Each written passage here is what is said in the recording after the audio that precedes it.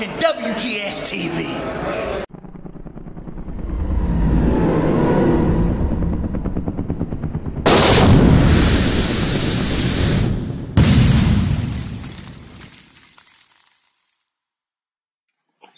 Hello everyone, welcome to another installment of WGS-TV right here on YouTube.com/WrestleGamer and ZFX-TV.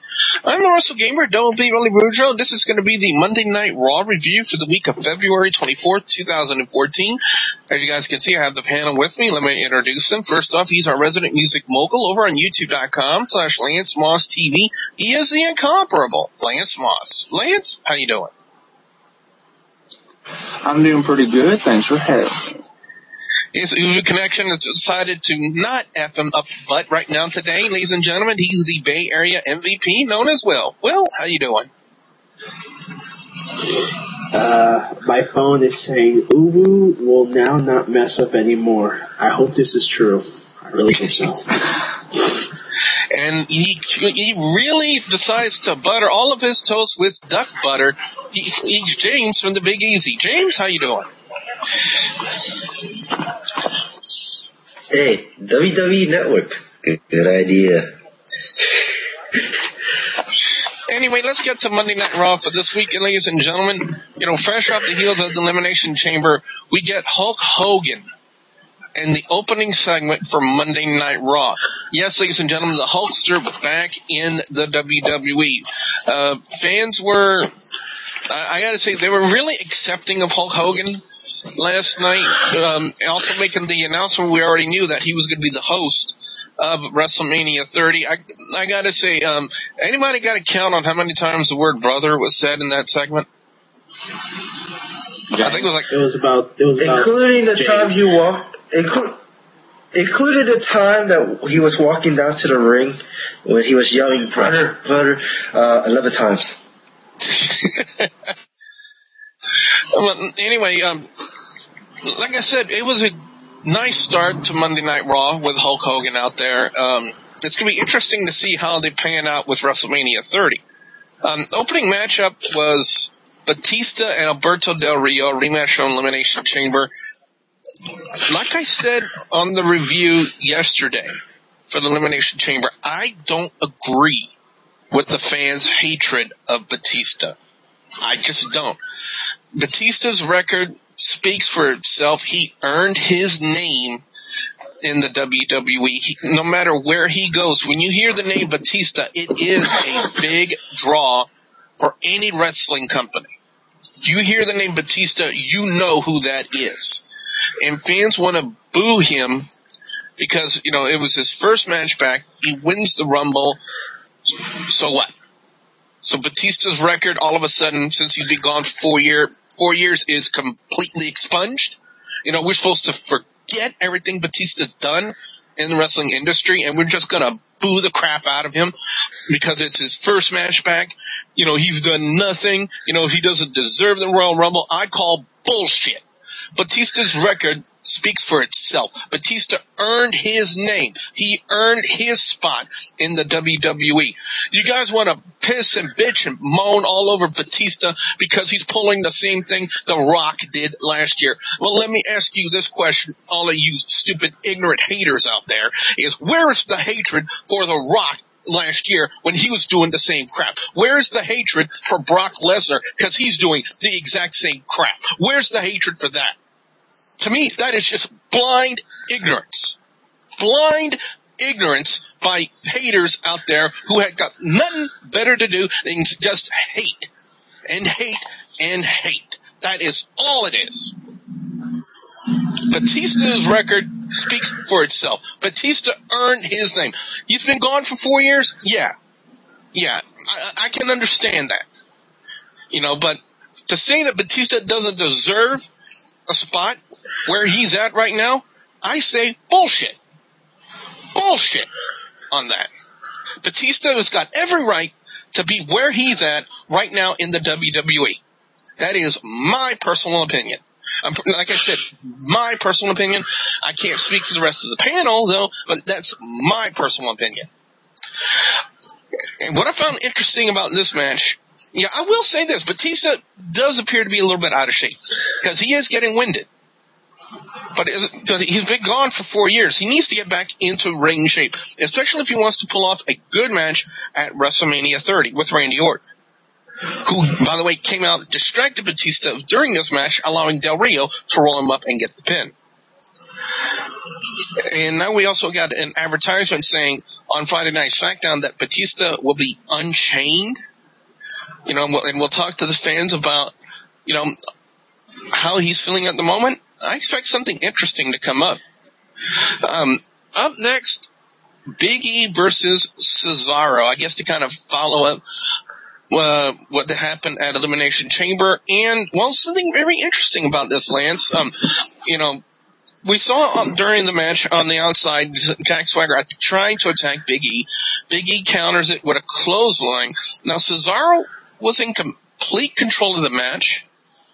And all of a sudden, you know, after the Cesaro swing, Swagger comes in, puts the Patriot Lock on the Big E, and gets Cesaro disqualified. And one of the things that really came up from everybody, Lance, is they think that this is it for the Real Americans. They're going to break them up too, like they did with the primetime players. Yeah. That's how it's looking. I mean, we all thought we would see an end of a faction at Elimination Chamber. Anybody else saw this coming?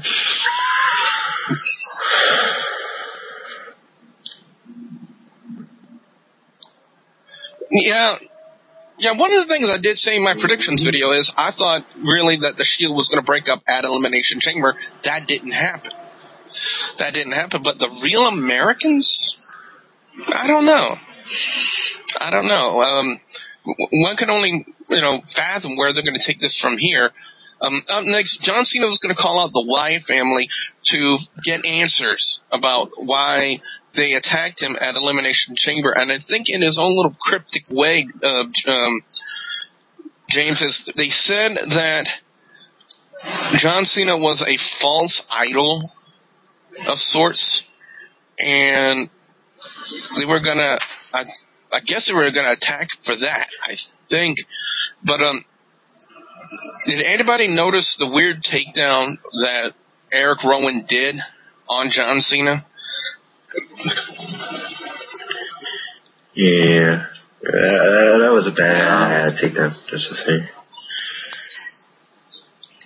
Now, have there been any updates? You know, see, this is one of the advantages we have to doing the review the following day. We get this time to kind of research any kind of information. If there have been any reports, does anybody have any idea as to what the, what's the extent of the injury? If this is a legit injury or if this is a work? I'll go from here. Yeah, it's a work, I guess. Some more.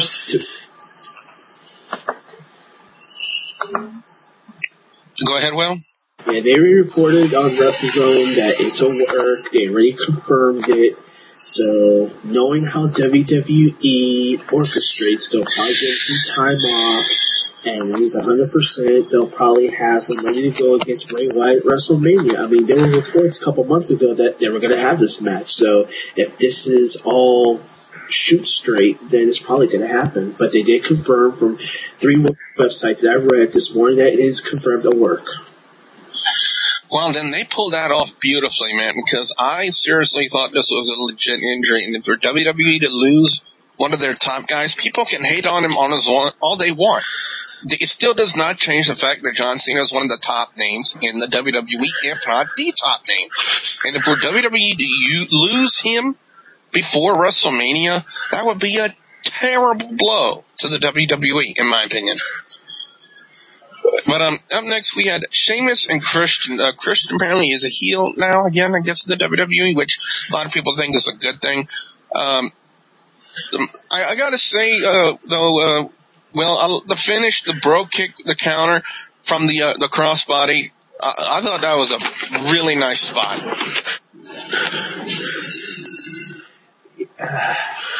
And I know I said this before, and I'll say this again respectively. To the fans who like or do not like Christian, he just turned, 40 years old? Oh, James. Oh. But back to it. Christian has been well known, whether you like him or hate him, as a face or heel. The match was very, very stellar, and, you know, if anybody paid attention to his promo 2 weeks ago on SmackDown, that he's a desperate man, that he would do whatever it takes to win the title. Unfortunately, that never came to pass. Now, as fortunately as the match is concerned, you might as well look at Christian while you still can, because I don't think he's returning. He's 12 years old. He's getting up there in age, and this is where we can respectfully say, Christian, good career. You know, it's time to hang it up. But the match, I'll give a 3. Up next, we had Daniel Bryan and Kane. Now, I've said for the longest time on here that I really thought they would consummate the feud between Daniel Bryan and Kane at WrestleMania. That turns out to be not the case on this one. I can now see the direction and see why a lot of people are saying that we would see Daniel Bryan and Triple H. You know, we kind of saw the seeds of that storyline beginning. You know, with backstage, Daniel Bryan calling out and challenging Triple H. Triple H saying, you know, you're not an A player. And then after the match was over with Daniel Bryan hitting the running knee on Kane, we see it again with Daniel Bryan getting on the microphone to once again challenge Triple H. So I can now see this possibly happening, Daniel Bryan and Triple H at WrestleMania.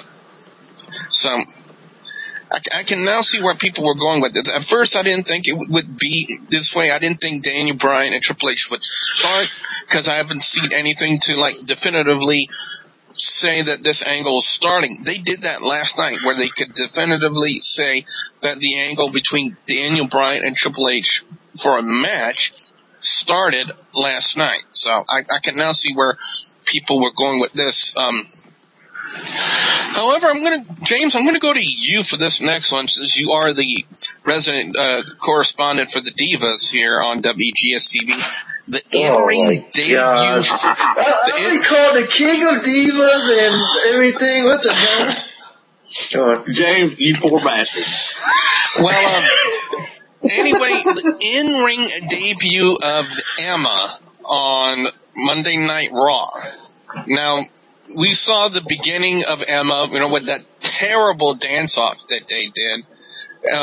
I gotta say, you know, to me, I was actually impressed by both what Emma and Summer Rae did in the ring. What are your thoughts?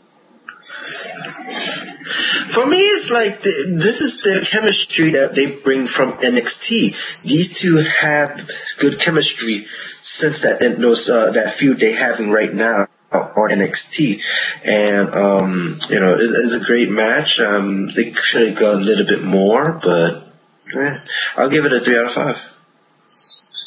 The Usos get a rematch against the New Age Outlaws. Not in that sense. The bell's already sounded. Road Dogg is going through his usual spiel, you know, his intros, and right before he could even finish, he got hit with a super kick right in the face. Billy Gunn goes on the outside, and then the flying splash off the top rope, and the Usos get the win. And guess what? The fans were not that happy the way the match panned out the way it did.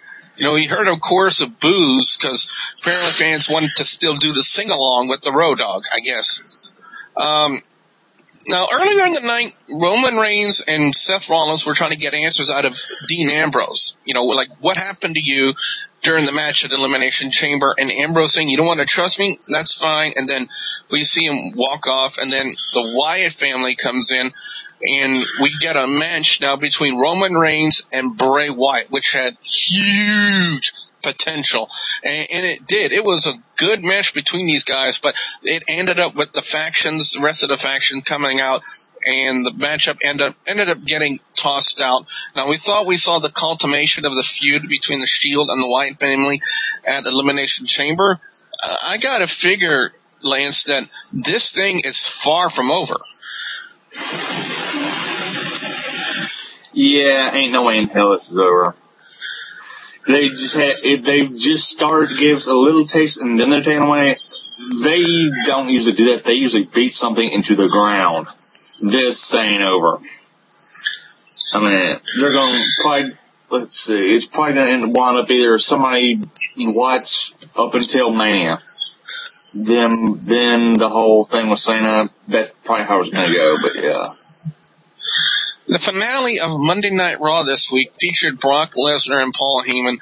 Well, we get the realization that Triple H and Stephanie McMahon have offered Lesnar an open contract to challenge whomever they want. And you can, the hints were there throughout the promo. I mean, listen to some of the things that Paul Heyman had said. He said he wanted to make history at WrestleMania. He wanted to make history in the WWE. He wanted to, do all those kind of, landmarks in the WWE.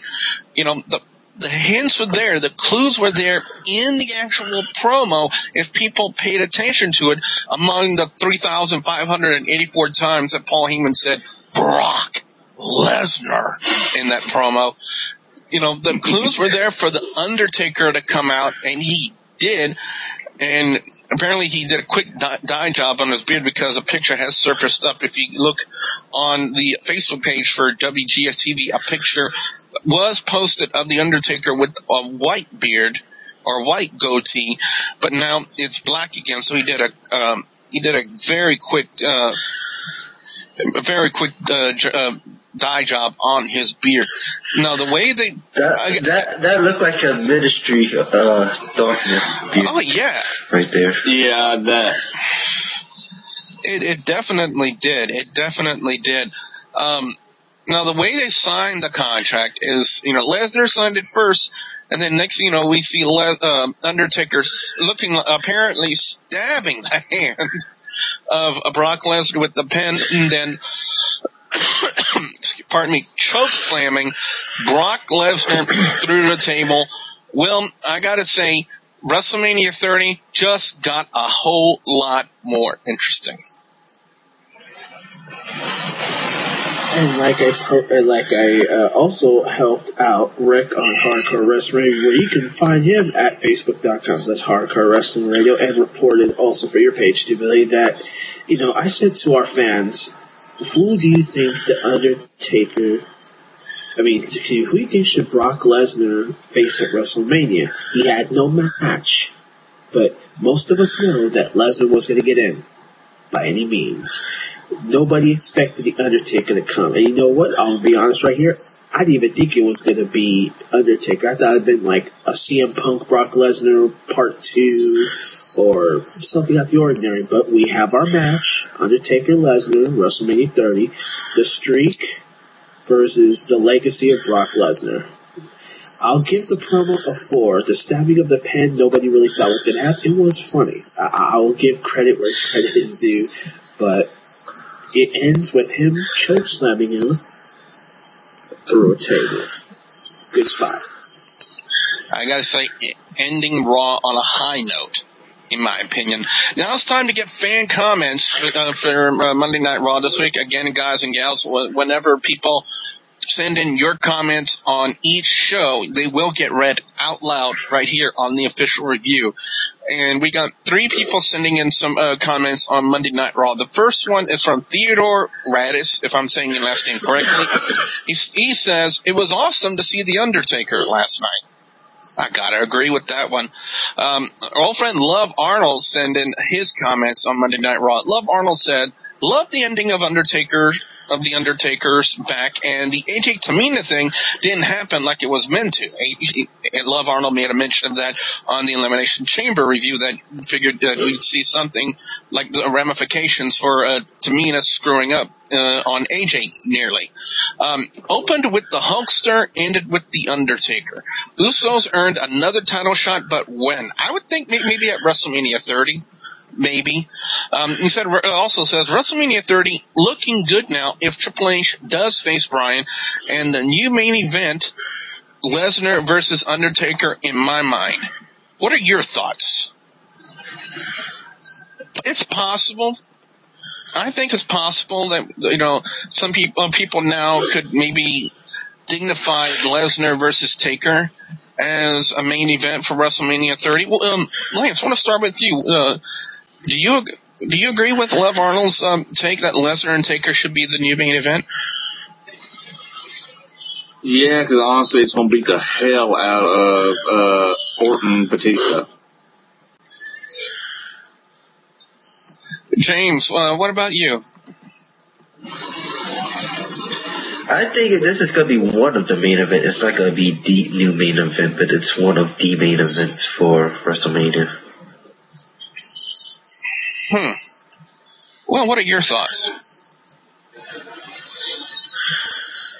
Well, I agree with James. I think not just Taker, Brock Lesnar is going to be a main event. I see somewhere down the line a second main event, but it's not going to be, unfortunately, Cena versus Bray Wyatt, even though Cena, as we all know, is a main wrestler. I think along the lines, there's going to be a second match that's going to either be the same wavelength as Brock Lesnar, or we may see Punk coming back. And, if Punk comes back, that's going to be something that fans are going to.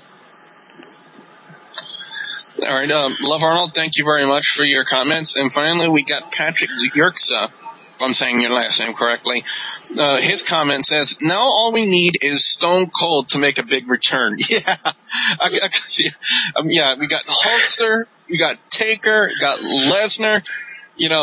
I wouldn't mind seeing a Stone Cold return for WrestleMania 30. I wouldn't mind that at all. I'm pretty sure, that would really help in the buys, especially for WrestleMania 30. With the 30th anniversary of, WrestleMania coming, it really would make sense to see something like that. We don't have, I do apologize, I was checking the messages. I thought just messaged me with their Raw review, and they have not. So, again, to Theodore Radis, Love Arnold, Patrick Yerksa, thank you very much for sending in your comments. It is now time to find out our overall scores and our picks for best and worst match or segment of Monday Night Raw. To me, we got to go to best segment. Best segment, hands down, I got to say the return of The Undertaker and the Brock Lesnar signing. We want to talk about a great way to end Monday Night Raw. It's always great to see The Undertaker back, to get ready for his WrestleMania match. And now it's going to be against Brock Lesnar, and the way they pulled that off, not only were the fans into it, I was into it. I got to say, I love the way it kind of capped off Monday Night Raw. That's a great way to end the show on a very, very high note. I gotta go worst. I gotta go worst match. I gotta call on Big E and Cesaro just a little bit, for the post-match activity. And what I mean is, did anyone catch the botch on the neutralizer? Big E did not come down on the right way on that neutralizer. I don't know if we call that on his head. Yeah. So. Yes, me, Lance, Ashley, we called that. Yeah. So I really don't know if we should call that on Cesaro or Big E. I'm not sure. But I just gotta pick on them just a little bit for that. Do I really consider Emma and Summer Rae to be the worst match of the night? No, because they actually impressed me, believe it or not. I gotta say, on some point, I really gotta call on possibly maybe the Usos and the New Age Outlaws. I think fans wanted to see a lot more out of that match instead of just having Road Dogg Jesse James do his intro, then get kicked right in the face and splash on the top rope, and bing bang boom, match is over like that.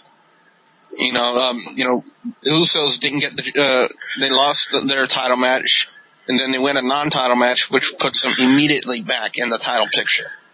So I don't know where WWE is going with this. It's kind of a confusing angle if you think about it.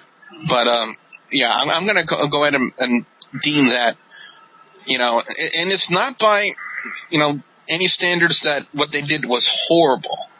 I just think it was the least entertaining.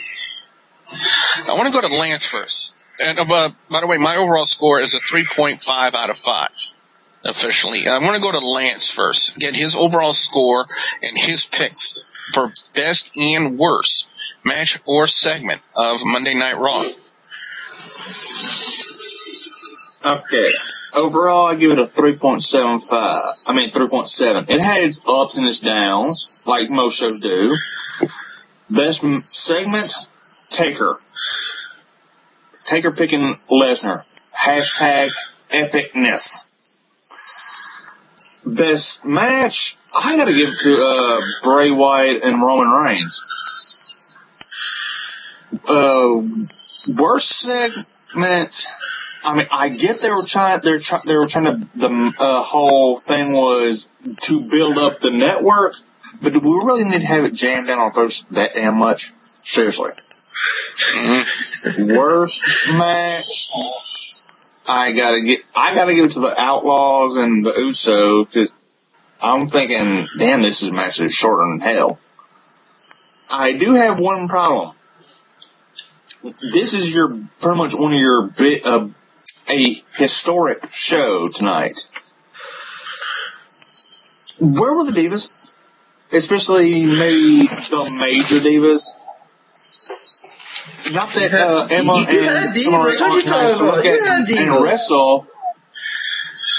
I'm talking ones that are on the upper side, not are coming up. You know, my big Lance, let me ask you this question. That ass. Lance, let me ask you this question. What are your thoughts on the in-ring debut of Emma? Impressive. I just want to see AJ's ass. That's my problem. Dude, where's that ass? Well, speaking of that ass and the Divas correspondent, it's now time for James and get his overall score and his picks for best and worst match or segment of Monday Night Raw. I'm gonna get you with that, best has to be a tie between the Taker Lesnar promo and the Bray Wyatt Roman Reigns. Even though the ending of that match was kind of predictable, but I kind of understand it. But the worst one has to be the New Age Outlaws and the Usos. Could have done more, not just have Road Dogg get kicked or get spiel. My score would be 3.5 out of 5. And finally, if his Ubu connection will allow him to do it, it's the Bay Area MVP known as well, and we get his overall score and his picks for best and worst match or segment of Monday Night Raw. You know what? I'm actually going to be very, very generous with I'm giving Raw an overall 4.25. I am.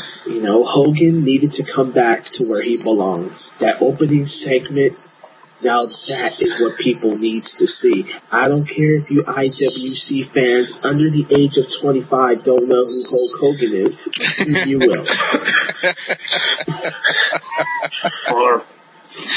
Brother.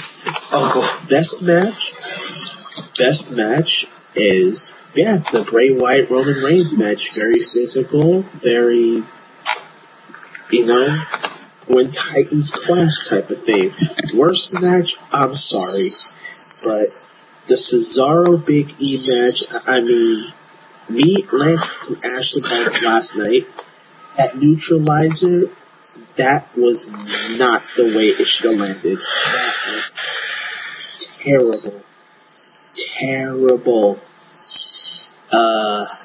Best segment is when the Wyatts and the Shield were backstage having a little showdown. And worst segment, I can't really say there was a worst segment. I don't know. It looks like any other Raw to me. But if you want to talk about another worst segment, I'm going to say this. Cole versus JBL, again, for the second time in a row. When you guys are bickering, pay attention to the match. Why leave it Jerry the King Lawler to do your work? Thank you. So commentary that's a lot of work for a guy with a heart condition. Yeah, commentary has just not been what it used to be in the WWE.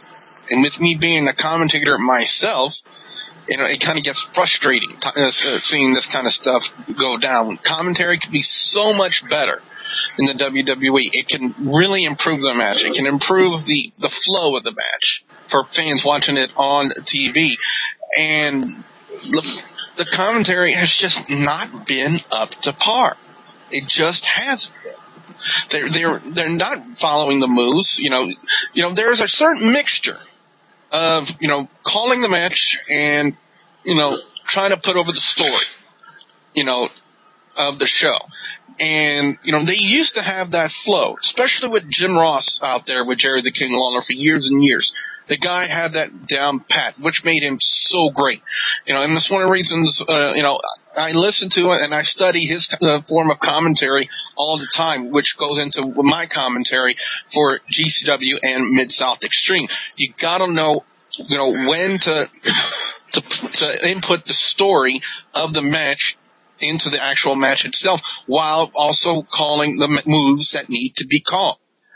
WWE, Michael Cole and JBL and Jerry the King Lawler have not done that. It has just been overloaded with story. And I want to say about 10% of the match, they have called the moves. Just 10%. And that, to me, is a bad formula.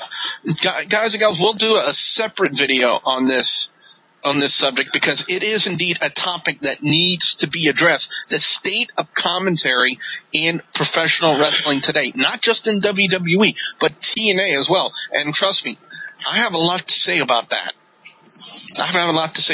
But, that's off topic for this video. But for this video, guys and gals, what we want to know now from you guys out there, the viewers and subscribers, your thoughts on Monday Night Raw this week.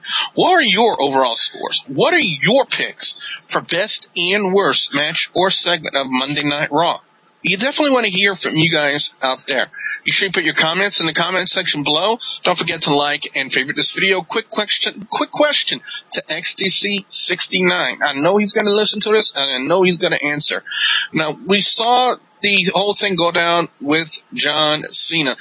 In your personal opinion, XTC69, do you think that, John Cena was hurt in this match, but do you feel that WWE may have over-exaggerated the injury, because it did look awkward the way Cena came down?